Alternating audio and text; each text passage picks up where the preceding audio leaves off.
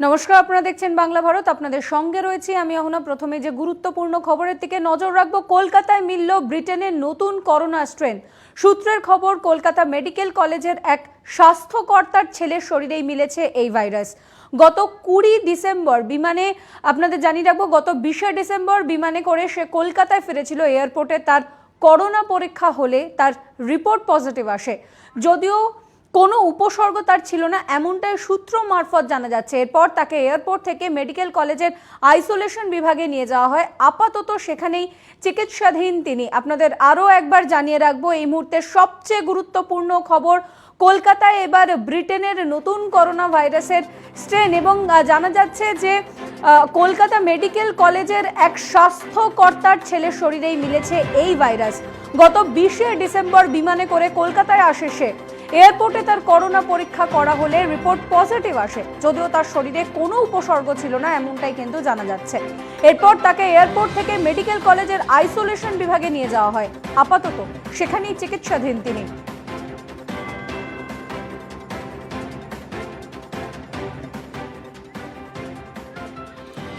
আমরা এই বিষয়ে সরাসরি কথা বলবো আমাদের প্রতিনিধি অভিষেক পালের সঙ্গে। অভিষেক, এই মুহূর্তে রয়েছে স্কুল অফ ট্রপিক্যাল মেডিসিন এবং তার সঙ্গে রয়েছেন চিকিৎসক প্রণব কুমার ভট্টাচার্য। নজর রাখবো সেই দিকে। অভিষেক, যে বিষয়টা জানা যাচ্ছে, দেখো, কার্যত চিন্তা বাড়িয়েছে বিশেষ করে পশ্চিমবঙ্গের চিকিৎসকদের।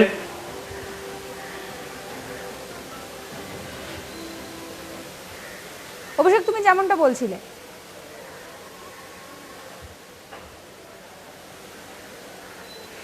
দেখো, কার্যত স্বাভাবিকভাবে একটা চিন্তা বাড়িয়েছে, কারণ দেখা গিয়েছিল যে গতবার ঠিক এই সময়, মানে ডিসেম্বরের পরবর্তী সময় বিশ্বের বিভিন্ন দেশে করোনা ছড়িয়ে পড়ছিল এবং সেই করোনার যে একটা প্রভাব, যে ব্যাপ্তি, তা আমরা গত বছর 2020 সারা বছর টের পেয়েছি। কারণ মার্চের মাঝামাঝি সময়ের পর থেকে কেন্দ্রীয় সরকার সচেতন হয়েছে, তার পরবর্তীতে লকডাউন, দীর্ঘ লকডাউন পেরিয়ে আবার নব্য স্বাভাবিক জীবনে ফিরছি।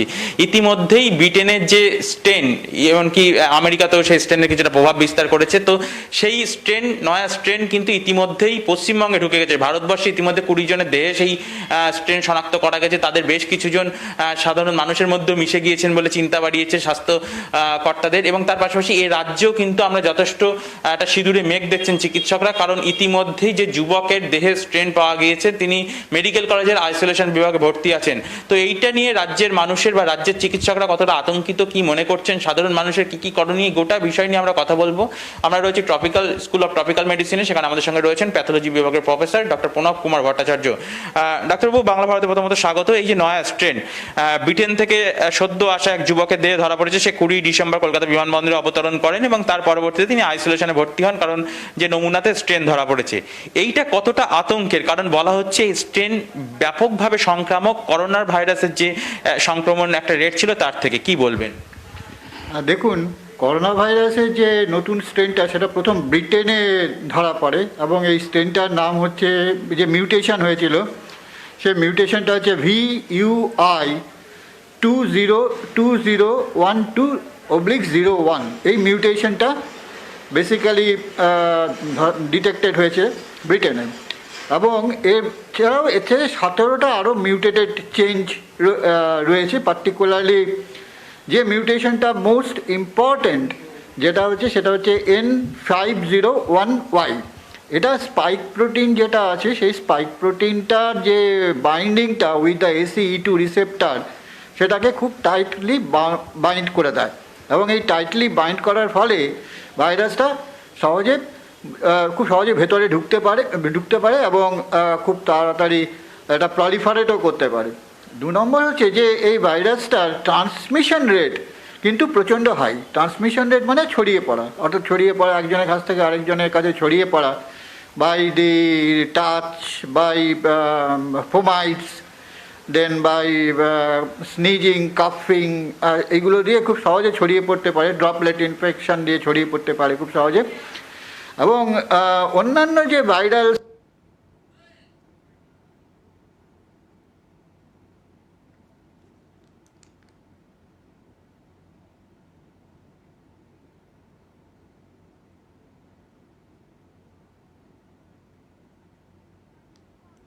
আপনাদের আরও একবার জানিয়ে রাখবো, আপনাদের আরও একবার জানিয়ে রাখবো, কলকাতায় এবার ব্রিটেনের নতুন করোনা স্ট্রেন এবং এই বিষয়টাকে কেন্দ্র করে কিন্তু বর্তমানে চিন্তা বাড়ছে। সূত্রের খবর, কলকাতা মেডিকেল কলেজের এক স্বাস্থ্যকর্তা, তার ছেলের শরীরেই মিলেছে এই নতুন ভাইরাস। ইউএসএতে এখনো ডিটেক্টেড হয়নি, তবে অফকোর্স ইউকেতে এখনো পর্যন্ত 1108টা কেস এখনো পর্যন্ত ডিটেক্টেড হয়েছে with this new genetic change of this virus. হ্যাঁ, নিশ্চয়ই এই ভাইরাসটা যদি আমরা ওপেনলি যে ইনফেক্টেড তাকে যদি আমরা চলাফেরা করতে দিই ওপেন রাস্তায় বা উইদাউট এনি প্রোটেকশান, মাস্ক এবং আইসোলেশনে না রাখি, তাহলে কিন্তু এটা সত্যি ডেঞ্জারাস। এবং যারা চিকিৎসা করছে তারা উইথ ফুল প্রোটেকশন নিয়েই চিকিৎসা করছেন, তারা এখানে ভর্তি আছেন তারা ফুল প্রোটেকশন নিয়েই চিকিৎসা করছেন, তারা মাস্ক পরছেন, তারা পিপিই পরছেন, তারা সমস্ত প্রোটেকশন নিয়েই ওখানে চিকিৎসা করছেন। সুতরাং একটা জিনিস দেখা গেছে, যারা কিন্তু কোভিড ওয়ার্ডে চিকিৎসা করছে তাদের কিন্তু বেশি কোভিড হচ্ছে না, তারা কিন্তু অতটা কোভিডে ভুগছেন না, ভুগছেন সাধারণ মানুষ, বেসিক্যালি ইনফেক্টেড সাধারণ মানুষ। তবে ডাক্তাররা যে ইনফেক্টেড হচ্ছেন না তা না, ডাক্তাররা ইনফেক্টেড হচ্ছেন, কিন্তু কোভিড তারা ইনফেক্টেড হচ্ছেন যারা সারি ওয়ার্ডে আছেন তারা বেশি ইনফেক্টেড হচ্ছেন। দেন যারা কোভিড ওয়ার্ডে কিন্তু তারা জেনেই যাচ্ছেন যে আমি কিন্তু ইনফেক্টেড হতে পারি, তার জন্য তারা কিন্তু প্রচণ্ডভাবে নিজেকে প্রোটেকশনে রাখছেন। তো এখানে একটা প্রশ্ন স্বাভাবিকভাবে আসে, যেহেতু দেখা যাচ্ছে যে 70% বেশি ট্রান্সমিশন রেট, তো সেই জায়গা থেকে দাঁড়িয়ে করোনার ক্ষেত্রে দেখা গিয়েছিল কোথাও আমরা আটকাতে পারিনি, কারণ অনেকটা পরে লকডাউন শুরু হয়েছিল, বাইরে থেকে আসা বিমান উড়ান বন্ধ হয়ে গেছিলো। কিন্তু এক্ষেত্রে দেখা যাচ্ছে ভারতে ইতিমধ্যে 20 জন যাদের শরীরে স্ট্রেন পাওয়া গিয়েছে। তো কোথাও কি একটা চিন্তা, সিঁদুরে মেঘ দেখছেন আপনারা? কারণ যেটা মনে করা হচ্ছে যে এই বেশ কিছুজন তাদের মধ্যে আর কি মানে সাধারণ মানুষের মধ্যে মিশে গিয়েছেন, কারণ যেহেতু তারা সম্পূর্ণ উপসর্গহীন, সেটা কি একটা বাড়তি চিন্তা রাখবে? কারণ ট্রান্সমিশন রেটটা যেহেতু অনেকটাই বেশি। হ্যাঁ, নিশ্চয়ই। তাদেরকে আমরা যদি আইসোলেশনে রাখতে না পারি till they become RT-PCR negative, তাহলে তারা তো সবার সাথেই মিশছেন, তারা তো জিনিসটাকে অনেক বেশি স্প্রেড করাচ্ছে। সুতরাং কমিউনিটির মধ্যে কিন্তু স্প্রেড বেশি হয়ে যাওয়ার চান্সটা অনেক বেশি, যদি না তারা আইসোলেশনে তাদেরকে আমরা রাখতে পারি with the full protection so that they cannot spread the virus. এখানে দেখা যাচ্ছে যে উপসর্গহীন সম্পূর্ণ ব্যাপারটাই, কারণ দেখা গিয়েছিল যে ছেলেটি কলকাতা মেডিকেল কলেজের আইসোলেশন বিভাগে রয়েছেন, সেও সম্পূর্ণ উপসর্গহীন ছিল। তো ইমিউনিটি পাওয়ার তৈরি হয়ে যাওয়ার জন্যই কি সবাই কি মানে দেখা যাচ্ছে উপসর্গহীন থাকছে? কারণ যেহেতু বেশি সংক্রমণ ছড়াতে পারে এই স্ট্রেনটি, তো করোনার মতো দেখা যাচ্ছে কেউ উপসর্গহীন নয়। করোনায় যেরকম শ্বাসকষ্টের উপসর্গ দেখা যাচ্ছিল, তার পরবর্তীতে পরীক্ষা হয়ে ধরা পড়েছিল। তো এক্ষেত্রে এখন দেখা যাচ্ছে প্রতিদিন যে হারে দেখছি রাজ্যের করোনার যে গ্রাফ, অর্থাৎ প্রতিদিন সংক্রমণ হওয়ার যে সাধারণ মানুষ যে সংক্রমণ হচ্ছে, সেই সংখ্যাটা ধীরে ধীরে কমে আসছে। কোথাও একটা যেন আশার আলো দেখছিলেন স্বাস্থ্যকর্মীরা, চিকিৎসকরা, আপনারাই। তো এই নতুন স্ট্রেন, তো সেক্ষেত্রে উপসর্গহীন থাকাটা কি আমাদের ইমিউনিটি পাওয়ার বেড়ে যাওয়াটা কি একটা বাড়তি চিন্তা হলো? কারণ উপসর্গহীন না থাকলে আমরা ধরবো কিভাবে যে স্ট্রেনে সে ছড়াচ্ছে কিনা? নিশ্চয়ই না, করোনা ভাইরাসের অনেক ক্ষেত্রে যারা ইয়াঙ্গার এজ গ্রুপ তারা মোস্টলি অ্যাসিমটোমেটিক আছে, কারণ তাদের যে ইমিউনিটি পাওয়ার পার্টিকুলারলি এই ভাইরাসটা কিল্ড আপ হয় বাই টি সেল দিয়ে।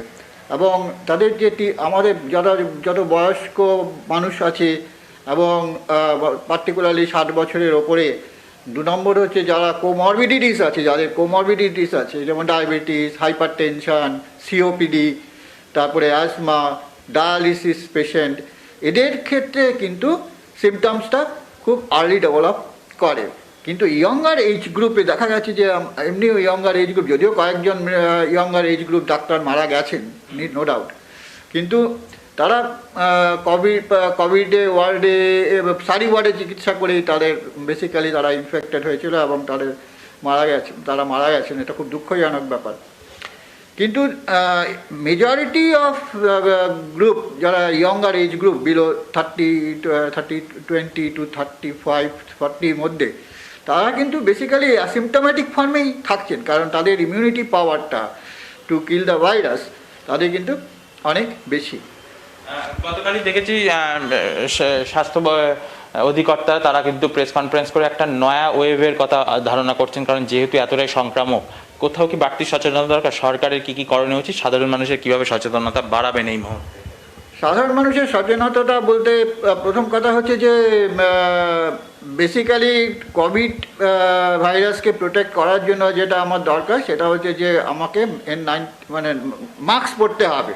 মাস্কটা মাস্ক এবং সেটা যত N95 হয় ততই ভালো, কারণ ওই N95 সাধারণত এসে কী বলে ভাইরাসকে ঢুকতে দেয় না।